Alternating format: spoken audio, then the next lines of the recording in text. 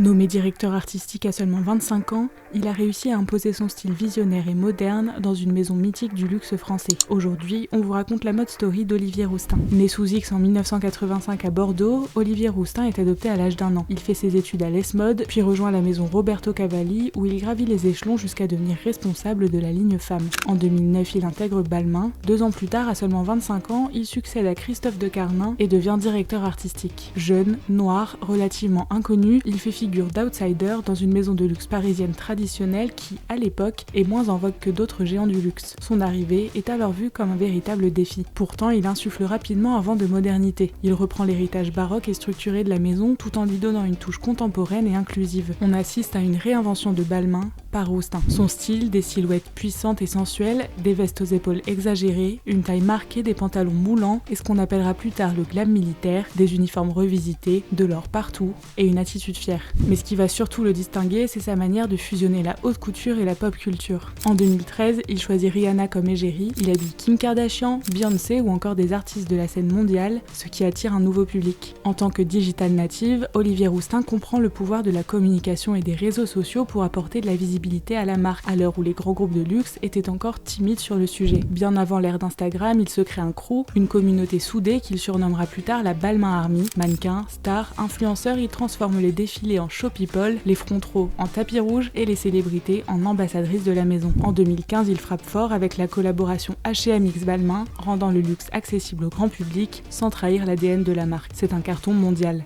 Rousteing devient alors le roi de la com. Il multiplie les apparitions télé, il fait de Balmain une marque connectée, inclusive et mondiale. Aujourd'hui, il compte plus de 9 millions d'abonnés sur Instagram. Mais derrière cette réussite, il y a aussi des épreuves. En 2020, un incendie domestique le blesse grièvement au visage et sur le corps. Il parle d'un traumatisme profond, un avant-après dans sa vie. Et quelques années plus tard, le cambriolage d'un camion qui transportait la collection Balmain à 10 jours d'un défilé marque un nouveau tournant qu'il vit comme un choc personnel. Malgré tout, Olivier Rousteing est resté à la tête de Balmain pendant 14 ans, imposant une vision moderne, inclusive et flamboyante du luxe français. C'est donc un coup de théâtre quand le 5 novembre 2025, Balmain annonce son départ. Une annonce surprise qui prend tout le monde de court, alors qu'on pensait le grand mercato des directeurs artistiques enfin terminé.